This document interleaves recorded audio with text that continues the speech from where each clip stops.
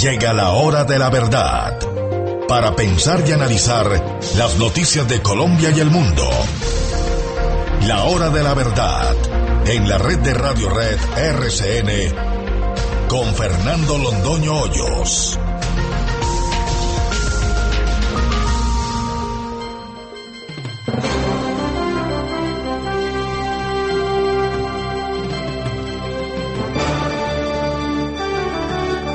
Muy buenos días, son las 6 de la mañana de este martes 4 de marzo de 2014. Esta es la hora de la verdad y estos son temas y asuntos que trataremos con ustedes en las próximas horas. Nunca fue más grave la situación internacional que hoy. Rusia persiste en su invasión sobre Ucrania, tiene prácticamente tomada militarmente Crimea, despliega sus tropas y hace caso omiso de las bravatas de Obama. Como le tiene medido el aceite, sabe que Obama no pasa de declaraciones, a veces inclusive más o menos severas, pero de ahí no pasa, Le escurre el bulto a cualquier responsabilidad, y Putin lo sabe, y Putin lo aprovecha. Gravísima la situación internacional. Las bolsas han caído, han subido algunos commodities, como por ejemplo el café. El café está hoy a $196 la tonelada, a $2 la libra de café colombiano. Todas las bolsas estuvieron ayer a la baja. El Stoxx bajó 3,02%. El Dow bajó 0,94%, el índice general de la Bolsa de Colombia bajó 1,12%, el dólar se situó en 2.053,60. Ese no tiene mayores variaciones, el Banco de la República no lo permite. Los bonos de Colombia a 4,19 y la Bolsa de Rusia cayó 12 puntos, 12%. Quibdó, sí fueron las FARC las que cometieron el atentado. Volvemos a lo mismo de siempre. El gobierno niega, eso es sistemático. Pasó con el atentado del que fuimos víctimas allá en mayo de 2012. No fueron las FARC, sí fueron las FARC, y aparecieron después los criminales y todo se aclaró, pero la primera reacción del presidente Santos, negar, negar y negar. Con lo de Quibdó fue lo mismo. No se sabe, probablemente la derecha, probablemente la extorsión de un delincuente. Las FARC, claro que las FARC, porque así son, ellos son así. El acto más cobarde, más infame que han cometido las FARC en mucho tiempo fue ese. En un supermercado asesinaron a la niña hija del dueño y a 3 personas más. Hay indignación en el ejército por campaña mediática en su contra. Es una campaña sistemática, continua. ACORE protesta, los oficiales en retiro que no tienen que guardar silencio hablan y dicen lo que los activos no se atreven a hacer. Además no tienen voluntad de hacerlo. Las noticias que tenemos es que el comandante de las fuerzas militares, el general Rodríguez, es lo que llaman en inglés un yes man, es decir, que dice a todo que sí y que no tiene ningún carácter para enfrentar el ataque furibundo contra el ejército, que es la antesala de lo que viene, la entrega del ejército en bandeja de plata a las FARC. En Venezuela siguen los bloqueos por todas partes. Jaua estuvo en la ONU diciendo que eran víctimas de una agresión brutal para desestabilizar el régimen. Capriles pide a la ONU que lo dejen hablar también para contar qué es lo que pasa en Venezuela. Lo que pasa en Venezuela es que el país llegó a una situación de crisis irreversible. Por eso, queridos oyentes, las decisiones hay que tomarlas cuando es oportuno, cuando uno se puede defender todavía, cuando hay que rectificar el rumbo. Cuando vemos que nos están llevando a acuerdos con las FARC que consisten en entregarle el país a las FARC, es tiempo de reaccionar. Más tarde, ¿para qué? El Registrador Nacional del Estado Civil elimina el logosímbolo del Centro Democrático en documentos electorales. Hay una protesta del Centro Democrático. En las cartillas para los jurados no aparece el logosímbolo del Centro Democrático. El registrador lo quiere desaparecer. ¿Cuáles instrucciones está siguiendo el registrador? ¿En cuáles fuentes está bebiendo para perseguir de esa manera al Centro Democrático? No le conocíamos esas aristas en la personalidad del doctor Carlos Ariel Sánchez, que nos pareció siempre persona ecuánime y seria, pero ahora cuando ya todo el mundo ha visto lo que se viene con el Centro Democrático, entonces ha resuelto empezar esta campaña que no lo enaltece, es la verdad. El Consejo Superior de la Judicatura y el Consejo de Estado tienen todo listo para negar las tutelas que se han interpuesto a favor de Petro. La destitución del alcalde de Bogotá es inminente. Al oído, nuestro periodista William Calderón dará cuenta de una carta, esa sí carta bomba, que ha enviado sobre la candidatura de Germán Vargas Lleras a la vicepresidencia de la República. ¿Dónde está Daniel Ortega, el presidente de Nicaragua? Hace tiempos está desaparecido y corren rumores sobre su estado de salud. La reunión Obama-Sharon, lo mismo de siempre. Obama no se compromete, no busca soluciones de fondo con Irán, aunque el Instituto de Energía Atómica está diciendo que Irán sí cumple con lo que a lo que se ha obligado. Sharon insiste en que ese es un peligro y que él no permitirá de ninguna manera que Israel sea la víctima de una bomba atómica lanzada por Irán. Nueva tormenta en el este de los Estados Unidos. Este ha sido un invierno muy duro. Washington está paralizado, literalmente paralizado por la nieve. La ONU propone fuerza de paz para evitar genocidio en la República Centroafricana. Cuando llegue la fuerza de paz, ya hace rato se habrá cometido el genocidio que todos temen que se comete. Y para nuestros oyentes en el exterior, hay un voto casi obligado, el voto por las negritudes, por Brasilia Romero. Es arribita del sitio donde está el voto en blanco. Van a encontrar un corazón, no una mano sobre el corazón, ese es de Uribe, no, solamente un corazón. Brasilia Romero, mujer excepcional, mujer maravillosa y amiga de Álvaro Uribe Vélez de Centro Democrático. Y Hoy en la Historia, en un día como hoy, se posesionó James Madison como cuarto presidente de los Estados Unidos. De todo esto y de mucho más hablaremos con ustedes en las próximas horas, en la Hora de la Verdad. Y los invitamos a seguirnos en Facebook o en Twitter en @Hora de la Verdad y también a sintonizarnos a través de Wonder Radio y TuneIn en sus dispositivos móviles para que nunca se pierdan de la sintonía. Y recuerden que también nos pueden seguir a través de nuestra página de internet. Gracias a Grijalba Construcciones Metálicas Ingenieros Limitada, nos pueden escuchar en vivo o en diferido y hacernos llegar todas sus opiniones a través del chat. La dirección es www.lahoradelaverdad.com.co. Son las 6 de la mañana, 9 minutos. Comenzamos ya. Bienvenidos. Buenos días a todos. Sigue en Cuba el teatro de las FARC y siguen las amenazas de este grupo narcoterrorista en plena época electoral.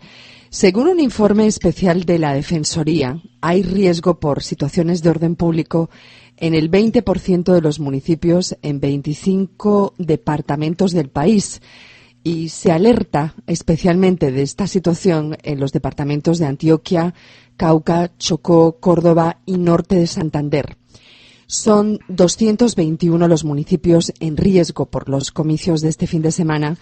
En el 82% de estos municipios en riesgo, es decir, 181 municipios, las amenazas son de las FARC, quienes actúan a través de presiones, intimidaciones y hasta manuales de conducta. Es el colmo, hasta manuales de conducta han sacado con una lista de prohibiciones y advertencias.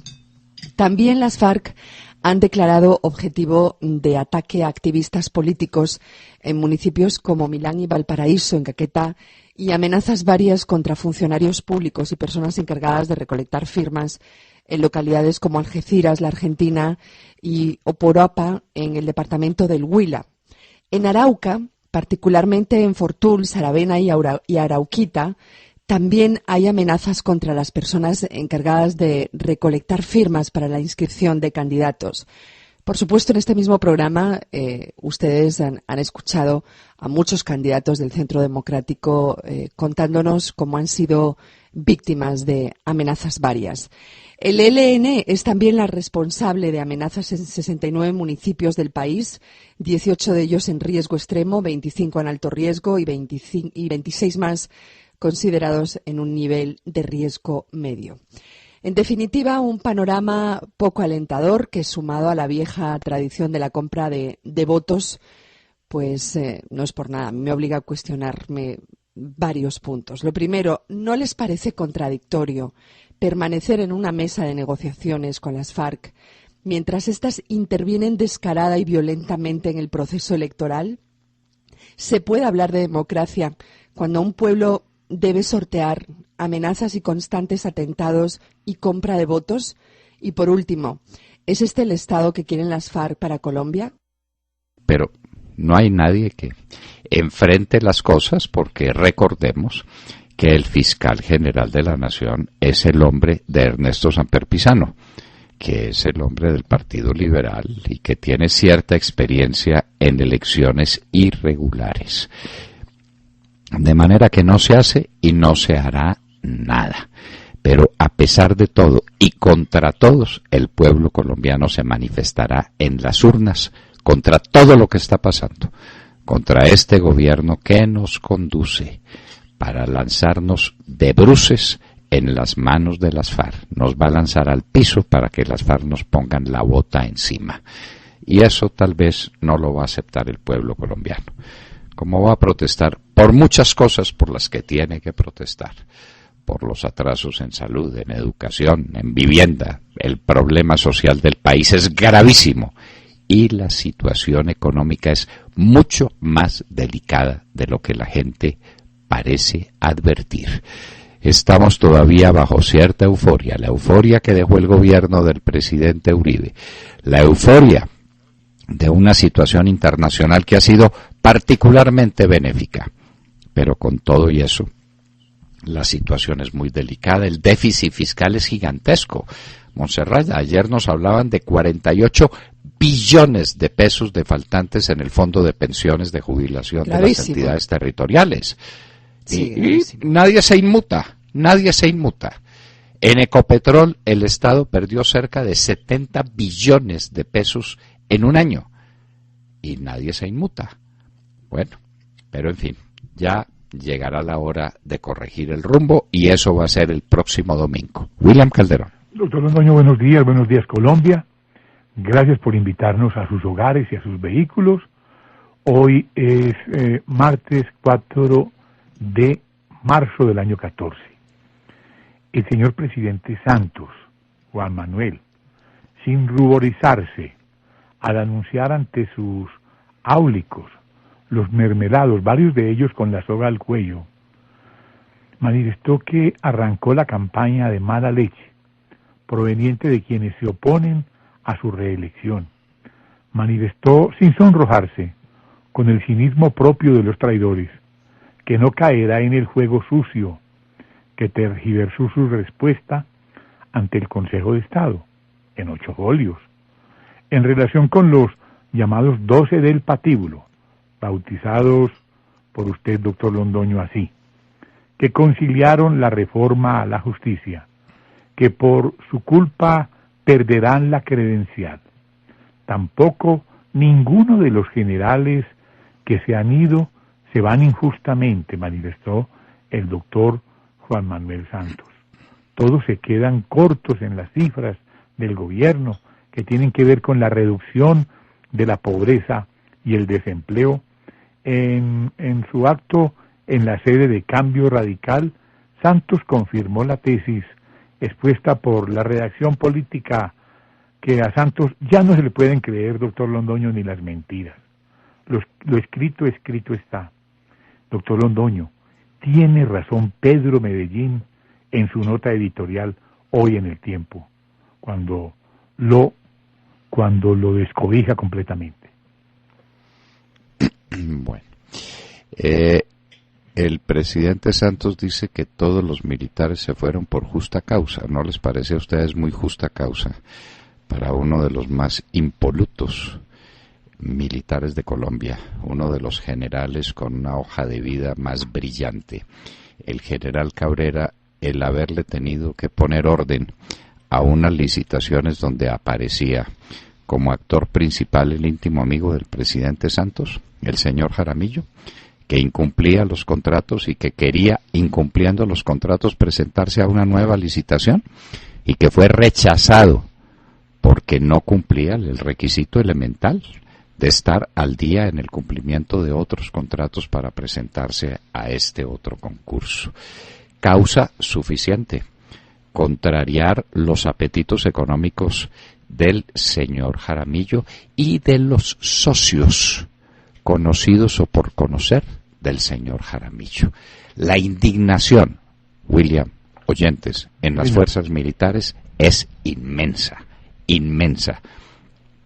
Todo tiene su límite y son los oficiales en retiro los que están levantando la voz para decirle al país de la indignación de las fuerzas militares a las que desprestigian primero para entregarlas después. Sergio Gel. Doctor Londoño, muy buenos días para usted, para todos nuestros oyentes. Pues hoy seguimos pendientes de lo que ocurre en la península de Crimea, en donde la tensión ha disminuido tras la invasión del ejército ruso a dicha región y el reciente anuncio de Vladimir Putin que dio a la tropa ordenando el regreso a sus bases. Ha dicho Vladimir Putin hace muy pocos minutos, y esta es una noticia en desarrollo en este momento, que no hay necesidad por el momento de utilizar la fuerza militar en Ucrania, aunque ha dicho que Rusia sí se reserva el derecho de utilizar la fuerza, si es necesario, en el este de Ucrania. Mientras tanto, dijo que las tropas rusas en Crimea están protegiendo las instalaciones y los intereses rusos en la península. Esto está aliviando la crisis económica que se desató ayer por este conflicto, un conflicto que se ha catalogado como una segunda pequeña guerra fría. Esto en momentos en que John Kerry viaja a la capital de Ucrania, a Kiev, pero los efectos de ayer fueron devastadores en las bolsas. La de Rusia se desplomó ayer sobre el 12%, recupera en este momento, revisemos, un 4,42%, es lo que está recuperando en este momento la bolsa de Rusia ante el anuncio de Putin de bajar la tensión. Todas las bolsas europeas repuntan en verde también en este momento, y el precio del petróleo, que se disparó ayer alcanzando los $112 el barril Brent y $105 el WTI, a esta hora con ese anuncio de Putin reporta precios ya a la baja en las dos principales referencias de petróleo, el WTI y el Brent, que alcanzaron estos máximos ayer, pues ya están empezando a bajar tras este anuncio de Putin, que, como le digo, es noticia de último minuto, noticia en desarrollo, las palabras del presidente de Putin. Esta pequeña guerra fría, doctor Londoño, que, como decíamos ayer, es una guerra muy lejana geográficamente, pero muy cercana por todos los efectos que impactan en estas latitudes, por lo cierto, con intereses estratégicos muy descuidados por parte de los Estados Unidos, y en donde hay muchos intereses de países, por supuesto, como Rusia, como China y como Irán. Bueno, una buena noticia que compartimos con ustedes, noticia de última hora. Putin inclusive está diciendo en este momento que no tiene ningún interés en que Crimea se incorpore como parte de Rusia. Le baja la tensión porque no está para sanciones económicas. La situación interna de Rusia es bastante frágil como para que soporte este tipo de bravuconadas. Le tocó echarse para atrás. Es una buena noticia esta de última hora, y como les decía Sergio, las bolsas están cambiando de sentido en este momento. El café se mantiene por encima de $194, casi $195 la tonelada En cuanto a las referencias arábicas, $2 el café colombiano. Los demás indicadores sí están a la baja. El WTI está a 103,55, ayer pasó los $105, y el Brent en 109,48, ayer pasó los $112. 5.99 sube la bolsa de Rusia en este momento. Muy bien, esa es una noticia consoladora, tranquilizadora. Parece que Putin no quiere hacer más gresca allá en Crimea, más presión sobre Ucrania. Esperamos que esto continúe y que podamos confirmarles a ustedes que las cosas vuelven a cierto nivel de tranquilidad. Alejandro Ramírez. Buenos días a los oyentes de la Hora de la Verdad. Hoy los saludamos con la noticia de las invasiones de tierras promovidas por el Partido Liberal en Turbo, municipio del Urabá antioqueño. El sábado, en las horas de la mañana, la candidata a la Cámara de Representantes por el Partido Liberal, Carmen Palencia, ingresó con violencia al predio del Paraíso del señor Sergio Suárez, en las camionetas del esquema de seguridad que le brinda la Unidad Nacional de Protección. Cuando el administrador de la finca se resistió a la invasión, los guardaespaldas del esquema de seguridad de la candidata liberal lo intimidaron con sus armas de dotación. La señora Carmen Palencia instaló en el predio del señor Sergio Suárez a 4 familias de supuestos desplazados, quienes conducía en sus vehículos de seguridad. El pasado 5 de febrero, Sergio Suárez había frustrado el intento de invasión a su predio, liderado por la candidata del Partido Liberal, quien vestía camisa del Partido Liberal, lo mismo que sus acompañantes. En el video filmado por el señor Sergio Suárez, que hemos colgado en nuestra página, se observa a la candidata acompañada de sujetos encapuchados. A pesar de que el propietario del predio notificara en persona al Partido Liberal de la conducta de su candidata a la Cámara de Representantes por el departamento de Antioquia, el partido no ha tomado correctivo alguno. Doctor Londoño, ¿se trata este caso del liberalismo chavista en la campaña que adelantan sus candidatos al Congreso de la República? Buena pregunta. Y buena pregunta la que hay que hacerle al doctor Andrés Villamizar. Si es que los hombres que acompañan a Carmen Palencia están habilitados para penetrar a la fuerza a predios de propiedad privada, perfectamente legítimos, que no tienen nada que ver con acusaciones ni de paramilitarismo ni de invasión de tierra, pero para hacer justicia por su propia mano, con las armas del Estado, con los signos distintivos de la Unidad Nacional de Protección y los signos del Partido Liberal. Eso es lo que se nos viene encima. Lo del Paraíso allá en Turbo es una prueba de lo que se nos viene encima. El Partido Liberal invadiendo predios a través de esta persona, de Carmen Palencia, invadiendo predios de propiedad privada, y la Unidad Nacional de Protección prestándose a semejante cosa.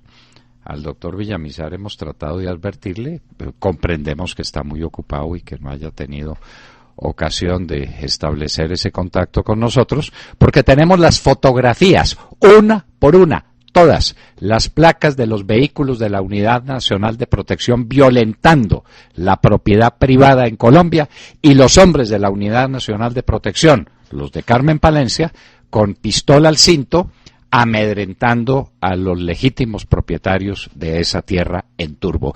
Ese es el comienzo. Ese es el comienzo. Paremos acá. Estas cosas toman ventaja y uno no sabe dónde van a parar. El Partido Liberal le debe una explicación al país, y la Unidad Nacional de Protección, por supuesto, que también se la debe, y que sea prontico.